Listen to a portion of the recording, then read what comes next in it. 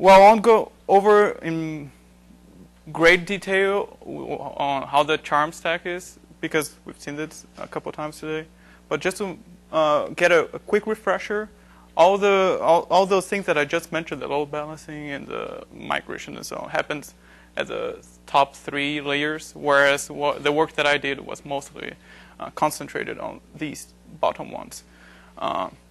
So Charm has, as Yanhua said this morning, Charm has this interface where you abstract away the complexities of the network. And essentially what I care about, 2 functions. The function that is responsible for sending messages and the one that is responsible for making progress, network progress, as in kickstarting communication and handling incoming messages and so on. So the way this Charm is built right now, you have a couple options as to what API, what networking API to use. Some of these are machine specific, like DCMF for the BlueGene and Eugenie for Cray machines, and it's not listed here, but also the one for the newer BlueGene Q. But ideally, you want to get as good as a performance from MPI as possible, because MPI is supposed to be pretty generic and also run essentially everything in your toaster. Why would you actually want to use MPI? Well, for one, what I just said is it's available from day 0 from essentially all the bigger machines, and also, and something that we noticed during our work is that as time goes on, it's in the best interest of vendors, of Cray and IBM, to get their implementations getting faster and faster as possible. Whereas, say, if you depend on the Eugenie, for instance, Charm code, you depend on a smaller group of people to keep on improving this. And also, one other thing that doesn't make a lot of difference right now, but will probably increase in importance, especially as we go into as Charm interoperates with MPI more and more, is that since the MPI implementation is already sitting on top of, say, Eugenie or PAMI or whatever, by using MPI as the underlying machine layer for Charm, plus MPitch for the MPI library or whatever it is that you're using in interoperability, you have a bunch of unnecessary duplication and redundancy of data structures and so on. So you waste some resources just because you choose to use 2 different machine layers instead of consolidating everything under MPI. Right? Okay, those are good. Those are some reasons why you want to use it, but why not use it right now? What are the disadvantages of doing it? Well, for one, the default one, the out of the box, the MPI machine layer is not quite optimized in a way that works on for some particular machines like BlueGene Q. The default implementation is suboptimal in some senses that I will come to later on. But it breaks down essentially in 2 categories. For one, as was mentioned earlier today, if you go into non-SMP mode, which means each thread is doing, each char is doing both communication and computation. Say, since in MPI, what happens is you have a bunch of chars or charm work units mapped to one MPI rank. If one of these chars is doing is either receiving or sending a huge message, and it gets stuck in one of these transfers, all the other 99 chars, which could have been doing completely independent work, will be stuck and will be stalled while that transfer is being completed. But even if you go into SMP, where you have one or possibly more communication threads dedicated to doing communication, you still have an unoptimal usage of the networking hardware. Something very specific to BlueGene Q, for instance, that I will come to later on. But fundamentally, there is a huge difference, a subtle but very important difference between how Charm++ is optimized for certain things, and it is fundamentally an asynchronous programming model, whereas MPI has this expectation of messages being accounted for on the receiver before they are sent to the sender. Like, this is the distinction between unexpected and expected messages. And the way the machine layer is coded right now doesn't bend itself that well to unexpected messages, which is essentially what all that Charm does because of its asynchrony. So how does this actually impact real-world performance? So here, this is one of the default charm benchmarks that come with a source distribution called k-neighbors, which is essentially each char is communicating with a fixed number of neighboring chars.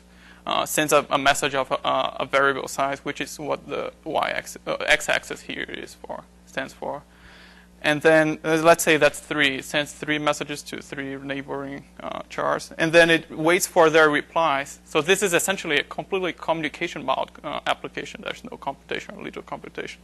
So anything that highlights so it really highlights and emphasizes any network suboptimal use of the networking layer or API, whatever. On y-axis, you have how long it takes for this iteration to happen, the time it takes for all the messages to be replied to. Number of messages is fixed because we have a fixed number of nodes, also a fixed number of neighbors. As you can see, we're what happens is MPI is generally performing worse by default than in this case Eugenie on this was Blue Waters for essentially all of the message sizes, except for this one, which is very likely to be due to the protocol changes at MPI around that region. And so that we don't constrain ourselves to MPI to Cray machines, we also did the same experiment on Blue Gene Q, the Blue Gene Q machine that we have at Argonne, and we see the same trend, or if you can call this a trend, of the default MPI code performing strictly worse than the native version, the native machine layer, which in this case uses PAMI. So we really want to see why. Why is this, and how is it easy to fix? And it's in our interest to fix it for the reasons that I mentioned earlier. One of the reasons for this is that, as I said, the way charm is the charm paradigm is such that messages are generally unexpected by the receiver. It's just a remote method invocation. The receiver really is never notified explicitly. If you think just at the charm semantic level, that the message is incoming. So, except that MPI is not really tuned or really designed for that sort of behavior. Of course, it can handle it, but there are things like matching where at the actual MPI level, which is lower, MPI is supposed to filter out messages by concepts such as tags and sources and possibly data types. And in Charm++, you don't really see any of that because that's way below what you see when you're actually writing the C++ code and so on. So that's one thing. You get an overhead based on the how generic MPI tries to be and how Charm doesn't use most of it, such as any of that. The way you can get around this, and it is essentially how the native APIs such as PAMI and DCMF get around it, is that they have no real concept of matching, or essentially no real concept of, say, tags and sources. It essentially are one-sided operations based, which can be simulated or mimicked, that's a verb, by newer MPI operations which were introduced by MPI 3. RMA operations have existed for a long time in MPI, but the real asynchronous RMA operations which we want have been introduced as recently as last September. So, but that's not in the default Charm code, so that's one reason why we did this work. I'll come back to that in a couple slides. So what we did is we investigated essentially 4 forefronts. You can see the first 2 were faders, unfortunately, but that's just how science goes, I guess. And the last 2, this is not chronologically accurate, by the way. And the last 2, which kind of depend on MPI 3, were, you can say, a success. And they are mostly categorized by what you can do within an MPI implementation, like MPHR, OpenMPI. What you can do by modifying Charm code, purely by touching Charm code or how Charm is using MPI. And there are just some things that you have to rewrite a bunch of code to get around because they touch both bases. So I'll come back to that. That will be essentially the outline of the rest of my talk.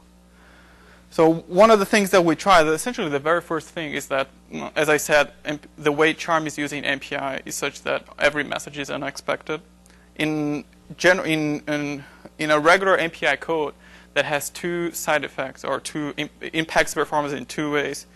One, unexpected messages must be mem-copied from a temporary buffer to the actual user buffer that you give when you do an MPI receive on the receiver side.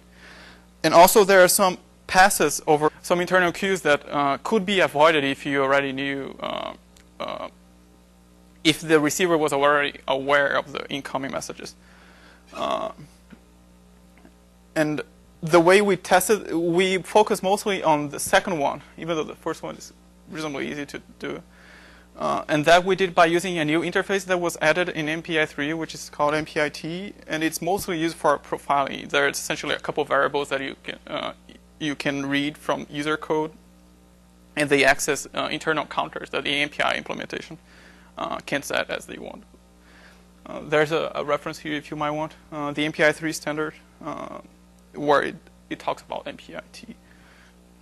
But as you can expect, it didn't really work. And for one, the way the charm is using MPI for sends and receives, it is doing so using wildcard matching, which means any source, any tag. Essentially, a receive will accept any incoming messages because it doesn't filter them out in any way whatsoever.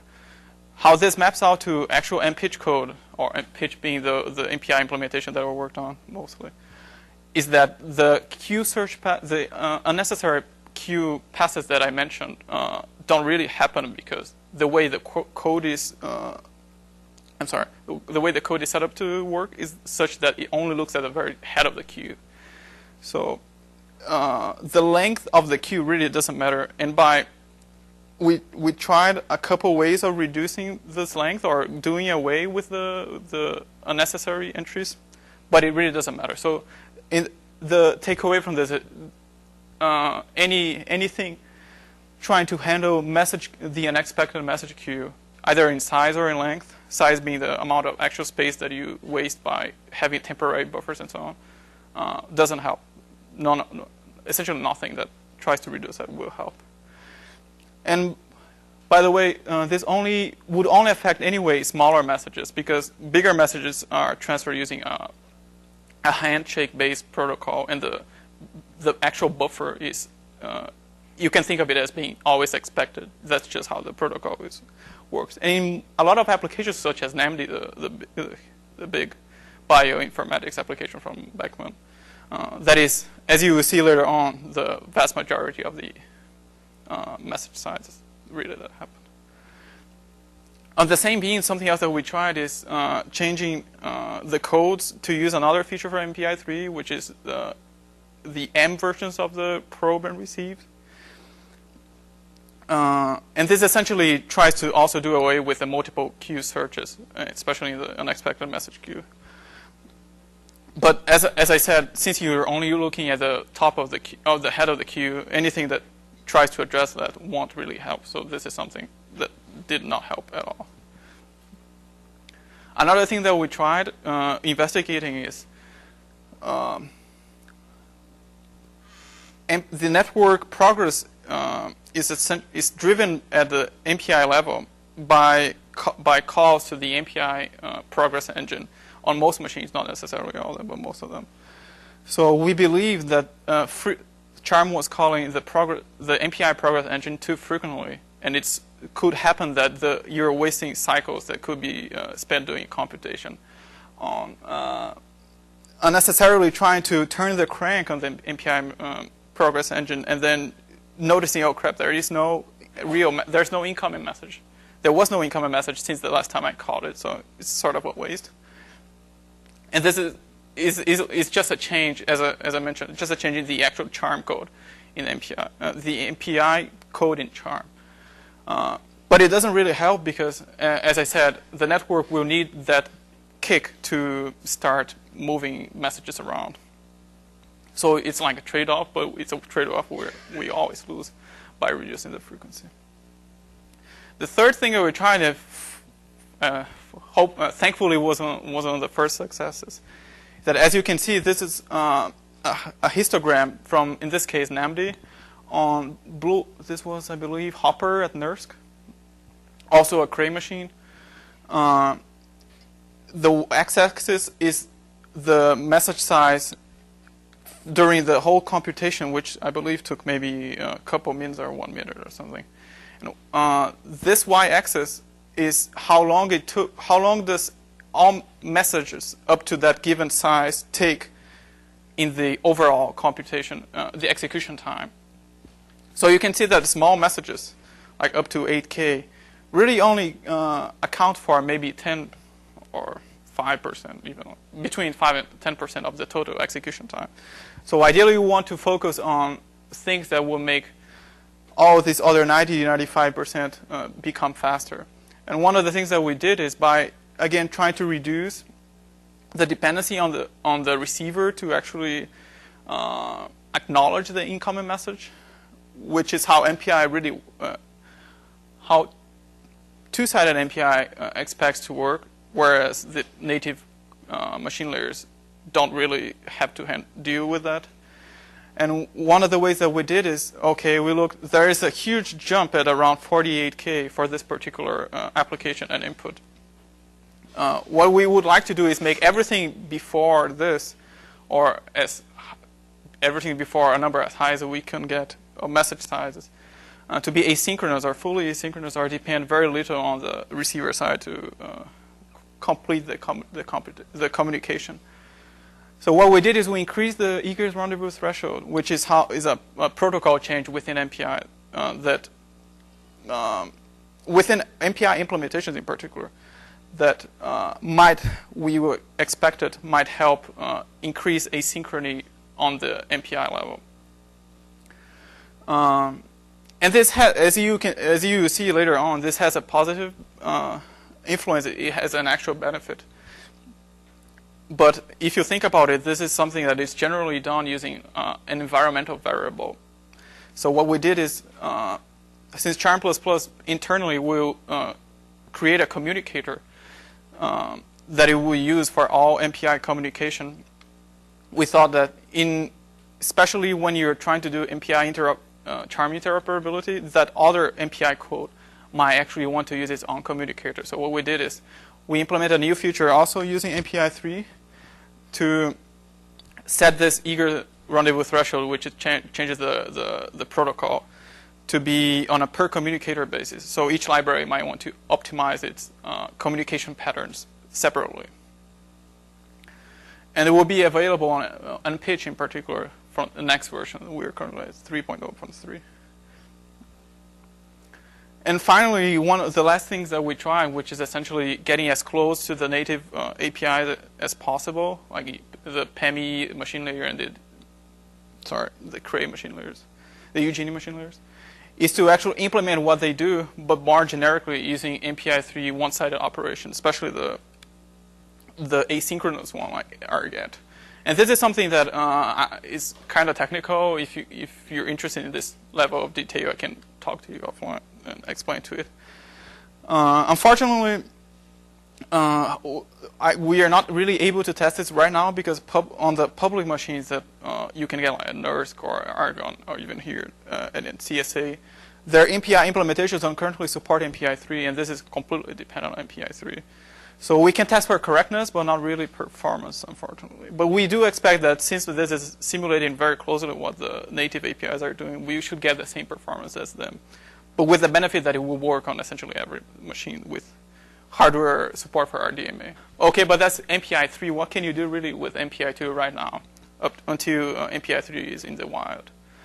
For one, you see that on the next slide. If you on BlueGene, this is something that you can do on a per machine basis. On BlueGene Q, you can use the PEMI layer buffer pool that was introduced in Yanhua's paper with Samir from, I think, IPDPS last year.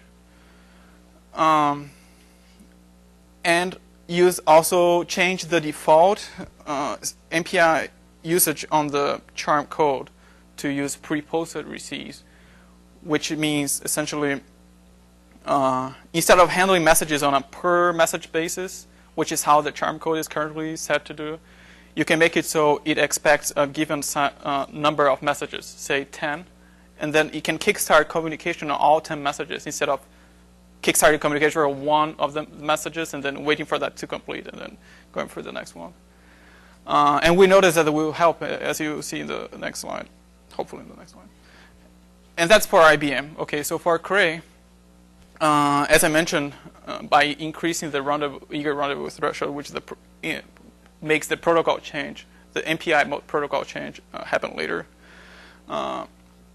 we have a sort of unexpected benefit, which is the protocol, how the MPI, the Cray MPI implementation works is such that the first part, the eager protocol uses pre-registered buffers, or one of the eager thresholds at least, and one of the eager protocols. Whereas rendezvous, which means essentially bigger messages by default than 8K bytes, you are registering buffers every single time you send us a big message. So this is something that you get by just changing this environmental variable, or once MPI3 is available, just changing one info hint in MPI. And the results are, this is, as you can see, the same benchmark that we had at the very beginning. The buffer pool technique works by allocating, I believe, between 200 and 500 buffer pools of different sizes. In this case, it's set to do it by default up to 8 kilobytes. And by doing that on both PAMI and MPI, which is like a really simple change to the MPI code, you get strictly better performance on MPI, as again, low is better here, up to the size where the buffer pool stops being used and we start using regular malloc every single time again. Regular malloc for both cases, by the way. So we could conceivably make this point where the native version becomes better as far to the right as we want. It's just a matter of how memory usage, how much memory are you willing to use to get this better performance. And on the other hand, if you do use the pre-posted receives to kickstart multiple communications at once, it kind of works the other way around. It starts doing that up to from a given point, and then it ends doing that. Let me backtrack this a little bit. By processing the iReceives, you give the MPI code a buffer of a given size that you have to determine at the moment you actually malloc the buffer. In this case, by default, it is doing that up to 220K. The buffers that we're giving in the iReceives are 128 kilobytes big, but there's some extra overhead from charm envelope and so on. So we can again make this performance benefit to MPI using pre-posted receives as far to the right as we want. It's just a matter of how much memory are you willing to use to spend doing this. And here on this side of the graph, here on the side of the graph, what happens is for smaller messages, we believe that we're always paying the cost of registration, which is the point that I made on the beginning. But for smaller messages, that becomes a much more significant overhead overall than it was what we believe to be true. Okay.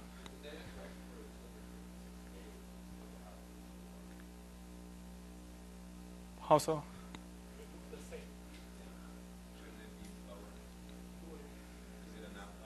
They are doing exactly the same thing. The protocol is such that beyond 128, everything is doing the same thing. Well, every MPI implementation is doing the same thing.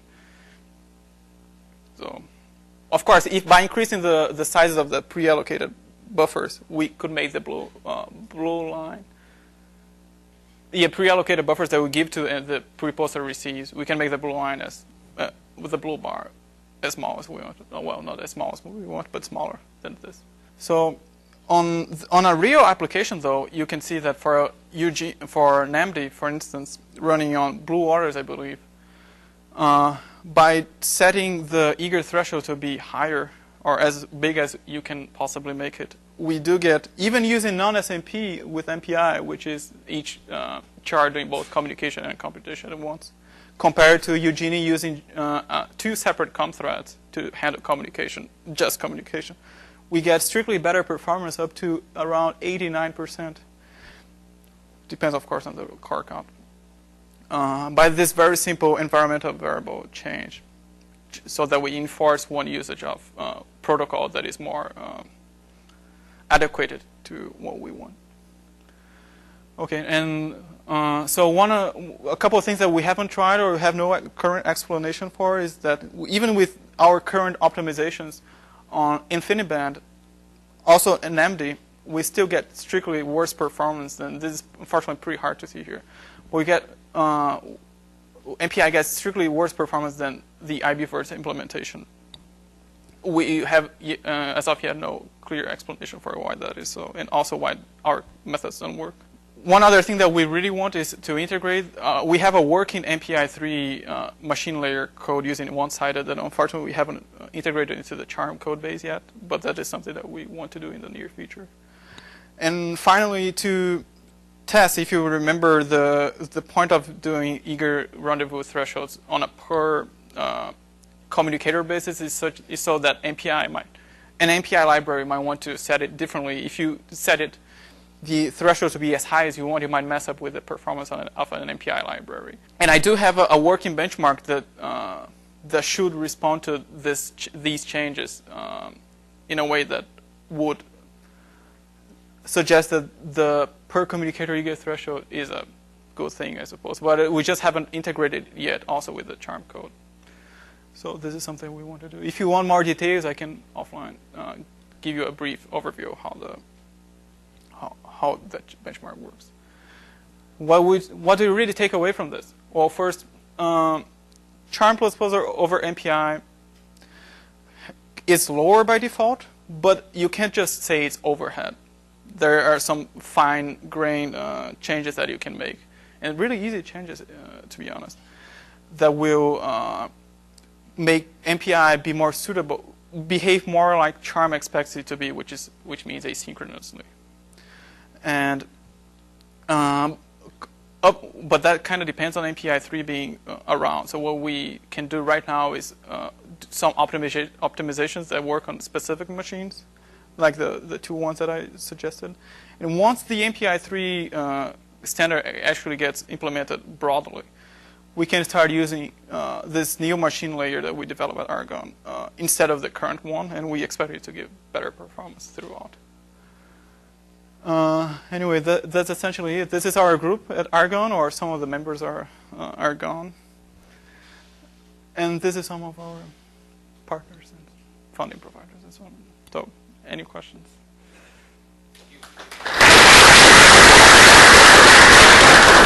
There have been some other orthogonal efforts in the past.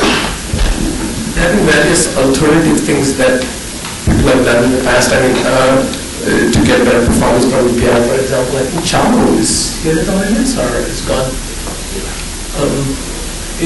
Which maybe, for example, avoiding unexpected messages by just giving them tags based on maybe size categories and something like that. You don't think that will pay off in this case? We did have all the possible alternative implementations of the MPI code, MPI machine layer code, and we found out that generally they will all perform worse. Including that option, right? Yes. That is one of the selectable options. Okay. Yes. Oh, we do have one more question. We're not letting you off that easily. Oh. Difficult to predict, but when would you expect that MPI3 will be generally available on, or even available on, one of the big machines that we care about? I actually have no idea. It is something I suppose that would be more. Should we?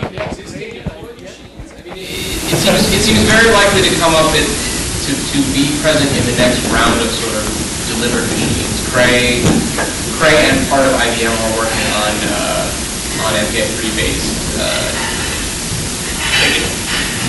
I guess the other question is what machine do you care about? Because Stampede now does have an MPI3 capable MPAP which has a non-default version. Right, but this was really recently, like making it up. A couple weeks ago, I think. Right. So this is something that we haven't investigated yet. That will probably. Yeah, I don't have any direct involvement with that group, so I don't know, but I can find out what our delivery expectations are for that. For sure. Is remember right, most vendors said by the end of the year they expect, most vendors that implemented that the MPPs should have the right MPA3 version at the latest. That that's going to be true or not. Okay, right. Let's thank you again.